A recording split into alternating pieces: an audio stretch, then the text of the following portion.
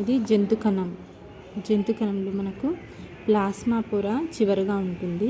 అంతర్జీవ ద్రవ్యజాలం, గాల్జీ సంక్లిష్టం, mitochondria, కేంద్రకం, centrioles కణద్రవ్యం. ఇది plasma పొర చివరగా ఉంటుంది. ఇది జంతు కణం. ఇందులో సెంట్రియోల్స్ ఉంటాయి. కేంద్రకం, మైటోకాండ్రియా, గాల్జీ సంక్లిష్టం, అంతర్జీవ ద్రవ్యజాలం, కణద్రవ్యం, ప్లాస్మా పొర. నెక్స్ట్ వృక్షకణం. వృక్షకణంలో మైటోకాండ్రియా, హరితరేణువులు, గాల్జీ సంక్లిష్టం, ప్లాస్మా పొర. ఇది కణకవచం. ప్లాస్మా పొర పైన కణకవచం. ఇది రిక్తిక. కణద్రవ్యం, అంతర్జీవ ద్రవ్యజాలం, కేంద్రకం, హరితరేణువు. ఇందులో సెంట్రియోల్స్ ఉన్నాయా? లేవు. సెంట్రియోల్స్ లేవు. ఇక్కడ కణకవచం ఉంది. అదే జంతు కణంలో లేదు. వృక్షకణంలో కణకవచం ఉంది, సెంట్రియోల్స్ లేవు.